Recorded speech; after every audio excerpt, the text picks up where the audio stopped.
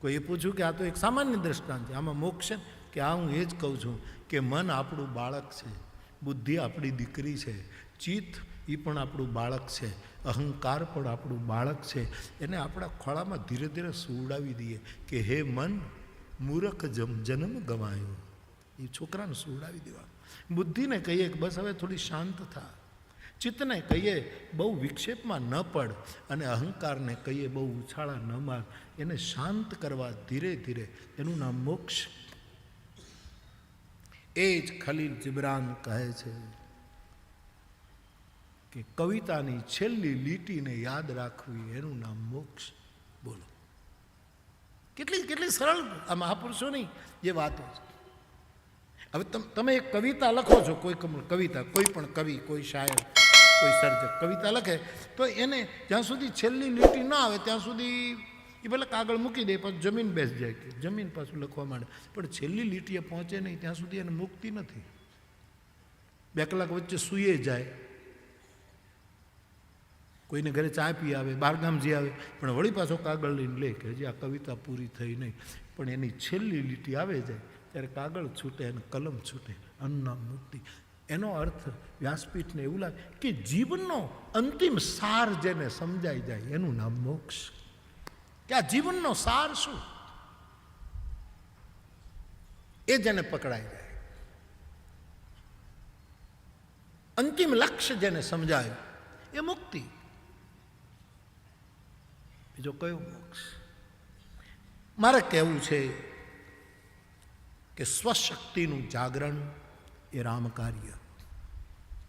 જાગૃત થયેલી શક્તિ દ્વારા સમાજનું વિભાજન ન કરવું, પણ સમાજને જોડવું, સેતુ નિર્માણ કરવું, એ બીજું રામનું કાર્ય.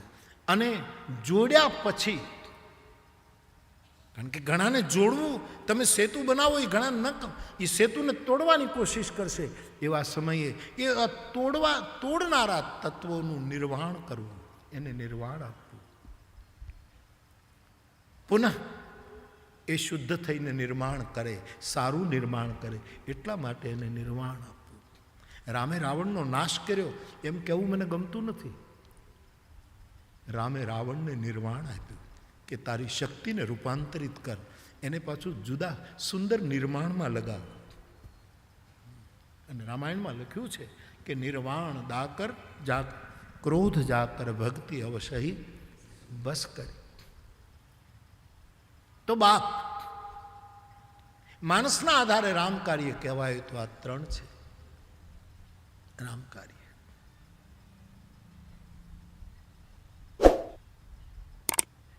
ત્રણ વસ્તુ મારે ઉમેરવી છે, જેના ઉપર હું સતત બોલું છું. પાળી કેટલું શકાય મને ખબર નથી, પણ સાવધાન બહુ રહું છું કે આમાંથી આપણે ચૂકાય નહીં એટલું સારું. એનું બહુ તમારા આશીર્વાદથી કોશિશ. 3 રામ કાર્ય છે. હું ને તમે કોઈની ઈર્ષા ન કરીએ, એ મોટામાં મોટું રામ કાર્ય છે. મોટામાં મોટું રામ કાર્ય છે. બસ કાલે સવારે અમારી સામે સાયકલ ઉપર ફરતો હતો, આજ તો ગાડીઓમાં ફરે છે. એ જે ઈર્ષા છે ને, આપણે એ સાયકલ ઉપર ફર્યા કરીએ ને, એ જ લોકોને ગમે. તમારે ગાડી થાય તે તો આજુબાજુને બહુ તકલીફો થવા માંડે. પતંગો છે ને, એ દુકાનમાં હોય ને ત્યાંથી બહુ સંપીને રહે, પણ એને દોર મળે ને આકાશમાં ઉડે ત્યારે જ એકાબીજાની કાપે. એટલે મને હંમેશા થાય, હવે ઉત્તરાયણ આવશે જાન્યુઆરીમાં, આ પતંગો આટલું મોટું આકાશ છે એમાં ઉડાડ્યા કરો ને, પણ કાપવાની જીદ શું કામ? પણ ઈર્ષા કપાવે છે, દોર મળે છે.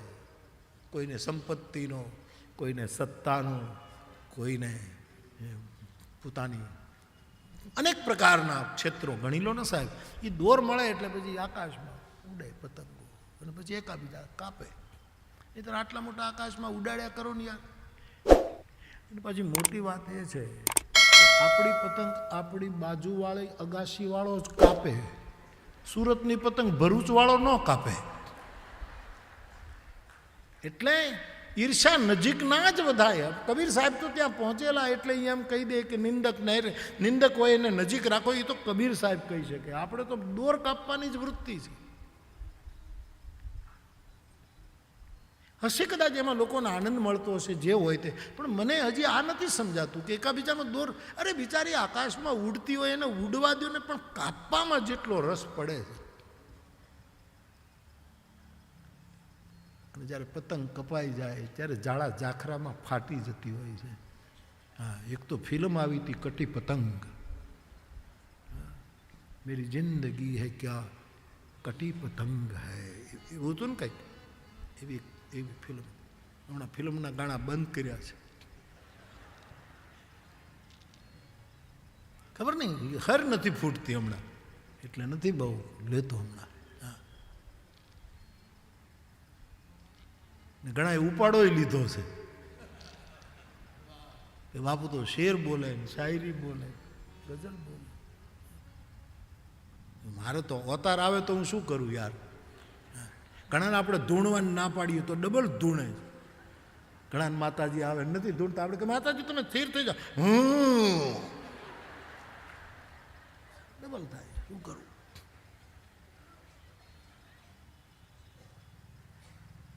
કોઈને હું ઈર્ષા નહીં કરું. માનવ સ્વભાવ છે, હું જાણું છું. આ બોલવું ઘણું સહેલું છે. હું મારી જાતને તપાસું ત્યારે પણ મને ખબર કે આપણે ઈર્ષા માણસના ભજનને તોડી નાખે, માણસની સાધુતામાં દાગ લગાડી દે ઈર્ષા. અને દરેક ક્ષેત્ર, કોઈ ક્ષેત્ર નથી બચ્યું કે જે એકાબીજાની ઈર્ષા ન કરતા હોય. કહેવાતા સારા ક્ષેત્રો, કહેવાતા નબળા ક્ષેત્રો, બધામાં ઈર્ષા એ બહુ જ. ઈર્ષા ન કરે એ રામ કાર્ય કરી રહ્યો છે. બીજું, નિંદા ન કરે એ રામ કાર્ય કરે. હા, નિદાનની છૂટ છે, પણ તમે વૈદ હો તો, તમે ડૉક્ટર હો તો. તુલસી વૈદ કહે છે, કોણ વૈદ? સદગુરુ વૈદ વચન વિશ્વાસા. તો કોઈ બુદ્ધ પુરુષ આપણને કહી શકે કે તું ક્રોધ કરે, બંધ કર.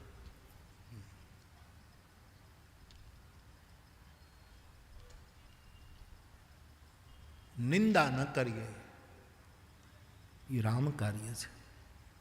અને ત્રીજું, મેં સતત આના ઉપર બળ દઈને, કોઈનો દ્વેષ આપણામાં ન પ્રગટે, દ્વેષ ન કરીએ.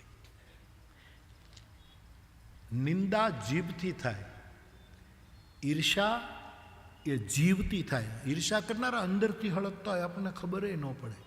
આમ અંદર એટલા બળતા હોય, કેટલું ખાતા હોય તો હુકાતા જ જાય. કારણ કે જીવથી. નિંદા હંમેશા મોટે ભાગે જીભથી થાય છે, અને ઈર્ષા જીવથી થાય, અને દ્વેષ ઘણી વખત આખા જીવનથી થાય છે. આખું જીવન દ્વેષ.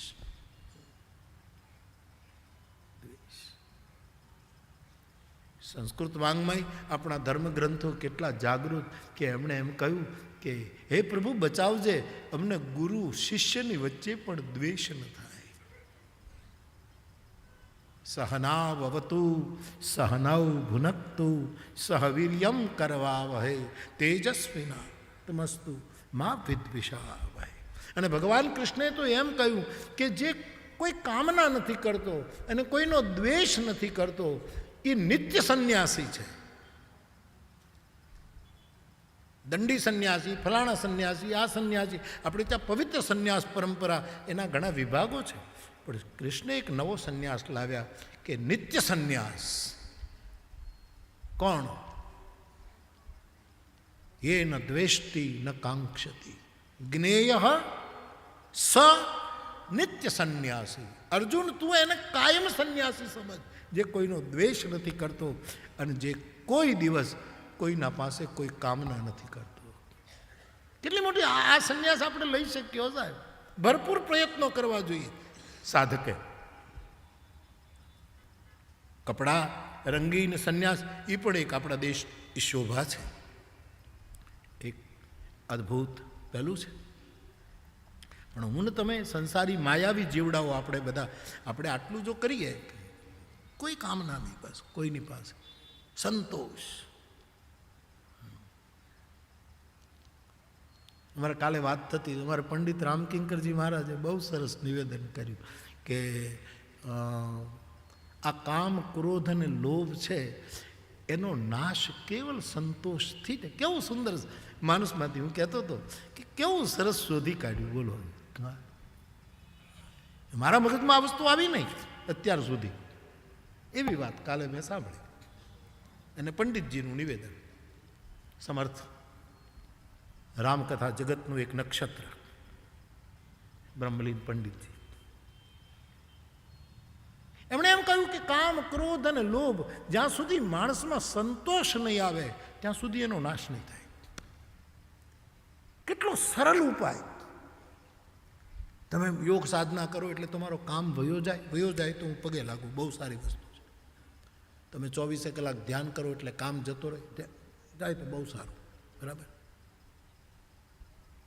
પણ રામચરિત માનસના આ ચિંતકે એવું સુંદર કાઢ્યું કે કામનો નાશ સંતોષ વગર નહીં થાય. અને એનું પ્રમાણ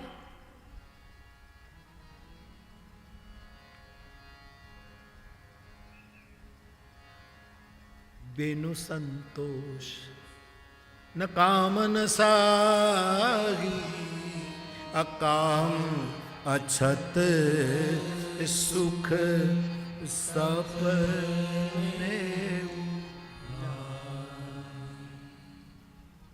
જ્યાં સુધી સંતોષ નહીં થાય ત્યાં સુધી કામ નહીં જાય, અને જ્યાં સુધી કામ છે ત્યાં સુધી સુખ નથી. વસંત બાપુ હાથ ચોપાઈ હતી ને, બેનું સંતોષ ન કામ ન સાગી, અકામ અછત સુખ સપને. પ્રયોગ કરવા જેવો છે સાહેબો, કરવા જેવો છે. જેટલો માણસ સંતુષ્ટ, પોતાની નિજતામાં ઓડકાર લઈને બેઠો હોય, જેને કોઈની દાદની પડી નથી, એનો માયલો જેને દાદ આપતો હોય, એકલો દાંત કાઢતો હોય, એકલો હરીને સ્મરીને રડતો હોય, જેને પોતાને એમ લાગે કે નાના ભરપૂર છું, એનો કામ ગયો. ભગવદ્ ગીતા કહે છે સંતુષ્ટ સતતમ યોગી. અખંડ સંતોષ જેનામાં, સંતુષ્ટ સતતમ, નિરંતર. 5 મિનિટ આપણે ખાઈ લઈએ એટલે સંતોષ જ થઈ જાય, પણ એ કાયમી સંતોષ નથી. 3 કલાક પછી પાછું સેવ મમરા ખાવાની ઈચ્છા થાય. સેવ મમરા ખાઈ લીધા પછી એમ થાય કે વાંધો નહીં, પણ જ્યાં પાછું વાળોનો ટાઈમ થાય ત્યાં પછી ખીચડી ઘી ને બધું સાંભળે. સતતમ સંતોષ એ ગીતાનો અદ્ભુત સૂત્ર છે. સંતુષ્ટ સતતમ સંતોષ સાથે લેવાનો છે. અમુક ભાષ્યકારોએ સતતમ યોગી તરફ લીધો છે કે નિરંતર યોગી હોય. આ નિરંતર યોગી હોય નહીં, પણ આપણા માટે તો નિરંતર યોગી, નિરંતર આપણે ભોગી, આપણે નિરંતર યોગી, પણ આ વધારે સારું. સંતુષ્ટ સતતમ યોગી, એ યોગી છે જે નિરંતર સંતુષ્ટ છે. સંતુષ્ટ સતતમ યોગી યતાત્મા દૃઢ નિશ્ચય મય્યર્પિત મનોબુદ્ધિ. છોકરાઓ ગીતા વાંચજો. તમારો જે ધર્મ ગ્રંથ હોય, તમને જેમાં રુચિ હોય, કોઈ પણ ભગવદ્ ગીતા તમે જોજો ને. અત્યારે તો તમારા હાથમાં બધું હોય. મહાભારતની કોઈ સૂત્ર તમારે લેવું હોય તમારા ફોનમાં આવે. આ બધી જે સુવિધા છે, તમારા હાથમાં ગ્રંથો હસ્તામલક થઈ ગયા છે. આ ગ્રંથ ક્યારેક જોજો બાપ. એ ગીતાની અઘરી વ્યાખ્યામાં આપણે નથી જવું, પણ સંતુષ્ટ સતતમ, નિરંતર જેને સંતોષ હોય, 8 પહોર જેને આનંદ. ઓડકાર તો 24 કલાક એને જશે જેને ભજનનો આહાર, જેને સદાય ભજનનો આહાર. ભજનના આહાર